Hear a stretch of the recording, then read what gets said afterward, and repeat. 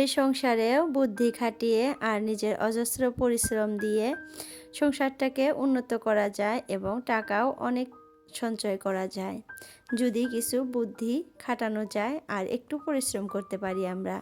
তো তোমরা যে ভিডিওতে আমার বাড়িটা দেখতে পারো, আরও যত কিছুই দেখতে পারো, এগুলা কিন্তু আমি অনেক স্যাক্রিফাইস করে তারপরে কিন্তু করতে পারছি।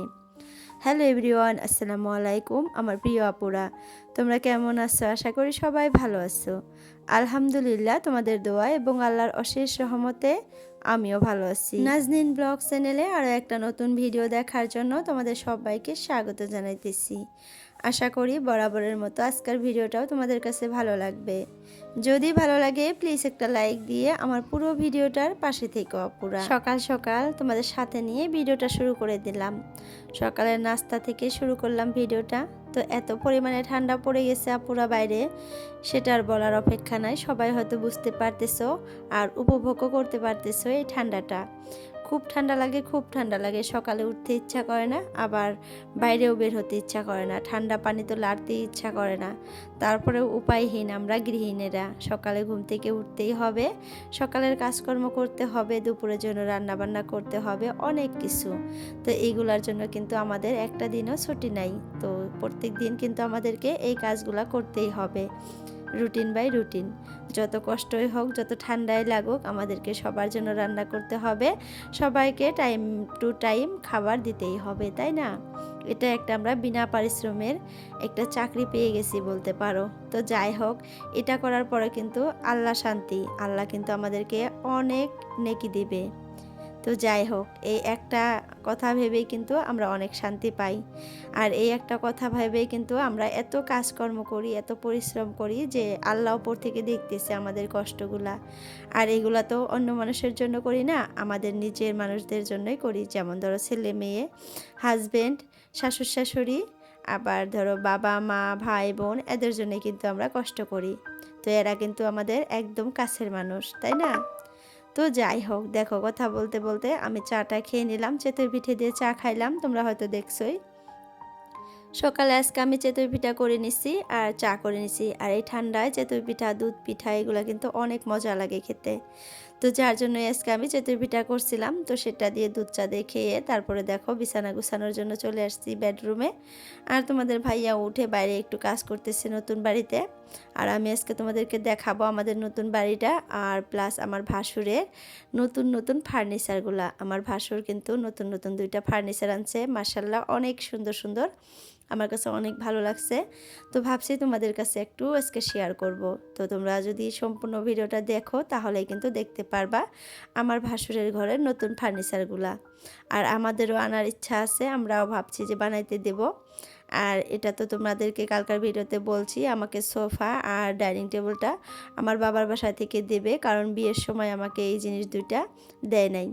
তো এই 2টা জিনিস না, আর অনেক কিছুই দিতে হবে তাদেরকে এখন আর কি। আর মা এটা আগেই বলে রাখছিল যে নতুন বাড়ি বানানোর পরে আমি যা যা লাগে দিব টুকটাক করে, একটা একটা করে। তো যার জন্য যেটার জন্য চাপ দিইনি, মা নিজে ইচ্ছা থেকে একটা একটা করে দিবে বলছে। তো ফার্স্টে সোফাটা দিবে, তো সোফার জন্য টাকা দিয়ে দিছে। তারপরে ডাইনিং টেবিলটা দিবে, তারপরে একটা ড্রেসিং টেবিল আর কি মানে চাবো আমি আমার মেয়ের জন্য আর কি। ভাবছি যে একটা ড্রেসিং টেবিল চাবো ভালো দেখে আর কি, কাঠের। তো যাই হোক, নিজে এত কিছু করার পরেও কিন্তু বাবা মার কাছে মানে আপ্যায়ন মানে আবদার করি আমরা আমরা মেয়েরা। আর এই আবদারটা কিন্তু বাবা মা যতদিন বেঁচে আছে ততদিনই করতে পারবো, তারপরে কিন্তু আর করতে পারবো না। ভাইয়ের কাছে আর কি করা যায় না এগুলো আবদার। আর যখন ভাই বিয়ে করবে তখন তো আরও পারবো না। তো জানি না আমি পারবো কি না, কিন্তু আমার ভাই কিন্তু ওইরকম না। আমার ভাই একদমই আলাদা টাইপের একজন মানুষ, আমি ওকে ভালো করেই চিনি।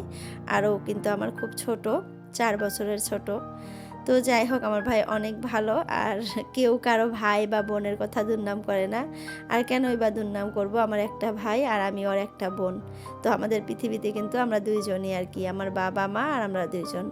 তারপরে তোমাদের ভাইয়া আসলো, তারপরে আমার ছেলে মেয়ে। তো যাই হোক, অনেক কথাই বলে ফেললাম।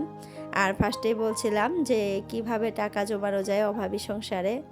আসলে বলতে গেলে আমাদের সংসারটা কিন্তু অভাবী সংসার না, আল্লাহর হাজার কোটি শুকরিয়া, আমরা যেভাবে আছি অভাবী বলবো না, অনেক হ্যাপি আছি, অনেক ভালো আছি।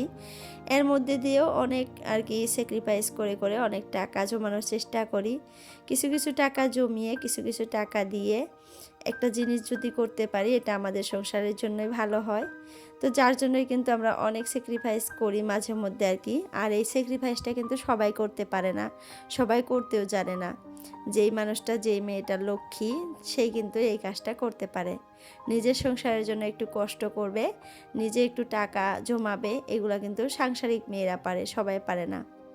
তো যাই হোক, আমিও তার ব্যতিক্রম না। আমি কিন্তু বিয়ে হওয়ার পর থেকে অনেক টাকা জমিয়েছি আর তোমাদের ভাইয়াকে দিচ্ছি।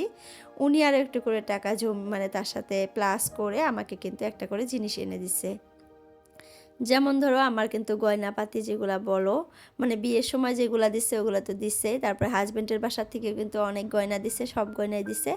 আবার বাবার বাসার থেকেও কিন্তু সব গয়নাই দিছে আমাকে। তারপরেও আমি বিয়ের পর আরও অনেক গয়নাই বানাইছি, আর ওই গয়নাগুলা বানানো আমার হাত ছিল, আর সাথে তোমাদের ভাইয়া একটু সহযোগিতা করছে। তো এই যে কষ্ট করে করে টাকাগুলা জমাইছি, তারপরে তোমাদের ভাইয়া আর কি আর একটু টাকা প্লাস করে আমাকে যে গয়নাগুলা বানিয়ে দিছে। এখন কিন্তু গয়নাগুলার অনেক দাম হয়ে গেছে। তখন আমি বানাইছিলাম ধরো 30,000, এখন কিন্তু হয়ে গেছে 60,000, মানে ডাবল হয়ে গেছে। তো এটা আমাদেরই লাভ হয়েছে, তাই না? তো অনেক কথাই চিন্তা করে আমাদেরকে চলতে হয়, যেহেতু আমাদের অনেক নাই, মানে বেশিও নাই, একদম মিডিল ক্লাস আমরা বলতে পারো। তো সেখানে কিন্তু অনেক চিন্তা ভাবনা করে অনেক বুদ্ধি খাটিয়ে আমাদেরকে চলতে হয়, তাই না? আর বুদ্ধি খাটিয়ে চিন্তা ভাবনা করে চলি দেখেই কিন্তু মানুষ বুঝতে পারে না যে আমাদের মানে অভাব আছে বা কোনো কিছু আছে। তো অভাবও কিন্তু নাই, একটু বুদ্ধি করে চলি দেখে কিন্তু আমরা ভালোই চলতে পারি। আমরা অনেক ভালো আছি, অনেক সুখে আছি। তো যাই হোক আপুরা, অনেক কথা বলে ফেললাম। এই যে দেখো সোফা সেটটা যে দেখতেছো, এই সোফা সেটটাই কিন্তু আমার ভাসুর আনছে, আর এটা কিন্তু আমার ভাসুরের ঘরটা, নতুন ঘরটা। তোমরা যারা যারা আগে থেকে ভিডিও দেখো তারা তো জানোই। তো এই যে সোফা সেটটা দেখো কেমন লাগছে কমেন্টে জানাবা আপুরা। আমার কাছে কিন্তু ভীষণ ভালো লাগছে। এখন পর্যন্ত দেখো প্যাকেজিং খোলা হয় নাই। আর এটা কোথায় থেকে আনছে, কত প্রাইস নিছে, তোমরা যদি জানতে চাও কমেন্টে বলবা, আমি এর পরের ভিডিওতে বলে দেবো, আজকে আর বলবো না। তো যাই হোক, আমার মেয়ে দেখো কত কাজকর্ম করতেছে, মানে এত খুশি হয়ে গেছে কি আর বলবো। তো আমার ভাসুর কিন্তু একটা গডরেজও আনছে, ওই পাশে আছে আর একটা রুমে, তো সেটাও দেখাবো। তো যাই হোক, এই সোফা দেখাইতে দেখাইতে আপুদেরকে একটা কথা বলি আমি। কালকে একটা আপু আমাকে কমেন্ট করছিল, হাবিবা আপু কিন্তু আমাকে সবসময় কমেন্ট করে। তো হাবিবা আপু বলছে যে আপু তুমি আমাকে হয়তো ভুলে গেছো, আমাকে মিস করো না। না আপু, আমি তোমাকে সবসময় মিস করি। আর আপু তুমি আমার টাইলসের আর কি ঘরে যে টাইলস লাগাইছি ওইটার আর কি ব্র্যান্ড জানতে চাইছো। আসলে আপু আমি ওইটার ব্র্যান্ড জানি না বা কোম্পানির নামও জানি না, তোমাদের ভাইয়া জানে, ওনাকে জিজ্ঞেস করতে হবে, তারপরেই কিন্তু আমি তোমাকে বলতে পারবো। আরও আপু হলো জেসমিন আইডি থেকে আপু কিন্তু অনেক সুন্দর সুন্দর কমেন্ট করে। আর আপু কোথায় থেকে ভিডিও দেখে আমি কিন্তু জানি না। তো প্লিজ আপু তুমি কোথায় থেকে আমার ভিডিও দেখো কমেন্টে জানাবা প্লিজ। আমি কিন্তু তোমার কমেন্ট প্রত্যেক দিন পড়ি, অনেক ভালো লাগে। তো এই যে দেখো গডরেজটা কেমন লাগছে কমেন্টে জানাবা, আমার কাছে কিন্তু অনেক ভালো লাগছে। তো যাই হোক, রেজিনা আক্তার আইডি থেকে আপু বলছে যে আপু বরপেটা থেকে আমার ভিডিও দেখে প্রত্যেক দিন। তো আপু তোমাকে অসংখ্য ধন্যবাদ, তুমি প্রত্যেকদিন আমার ভিডিও দেখো, আজকে কমেন্ট করছো, শুনে আমার কিন্তু অনেক ভালো লাগলো। তো ভিডিও দেখবা, ভালো লাগলে তোমাদের ফ্রেন্ড সার্কেলের সাথে আমার ভিডিওগুলো শেয়ার করতে পারো, হোয়াটসঅ্যাপেই বলো আর ফেসবুকেই বলো। তো যাই হোক, তোমাকে অসংখ্য ধন্যবাদ। তারপরে ফরিদা বেগম আইডি থেকে অনেক সুন্দর সুন্দর কমেন্ট করে প্রত্যেকদিন আপুকে অসংখ্য ধন্যবাদ। তারপরে আরও অনেক নাম আছে যেগুলো আমি এখন নিতে পারতেছি না, কারণ আর একটা মোবাইল আমার হাতে নেই। তো একটা মোবাইল দিয়ে কিন্তু সবার নাম পড়া একটু ক্রিটিক্যাল হয়, একটু মানে অসুবিধা হয়। তো যাই হোক, যে কয়টার নাম আমার মনে ছিল, কমেন্টগুলো পড়লাম। আরও অনেক কমেন্টই আছে, আসলে আমি এখন বলতে পারতেছি না। আরও একটা আপু আমাকে বলছিল যে আমার হাজব্যান্ড কী কাজ করে।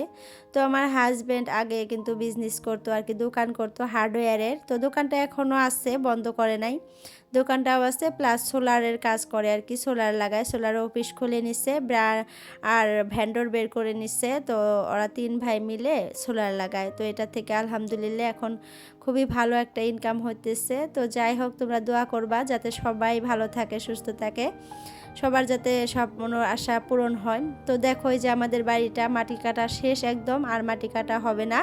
কালকে আবার মিস্ত্রি ভাই আসবে, মানে বেড়া দেওয়ার জন্য, বাউন্ডারি বেড়া দিবে, আজকে আসে নাই। আজকে মাটি কাটা হলো যে তার জন্য আসে নাই, তো কালকে আসবে। তো দেখো আমার আম্মুটা এমন দৌড়াদৌড়ি করতেছে, কি আর বলবো, মানে গোসল করবে, পানি নিয়ে আসছে ওই যে বালতিতে করে গরম পানি, তো ওকে এখন গোসল করিয়ে দিব, তারপরে আমি গোসল করব। তারপরে এই যে দেখো ছেলে স্কুল থেকে চলে আসতে ভাত নিয়ে বসে পড়ছি। তো এখানে মাছ ভাজি আর হলো বাঁধাকপি দিয়ে গাজর দিয়ে ভাজি আর ডাল রান্না করছি আজকে, একদম সিম্পল খাবার।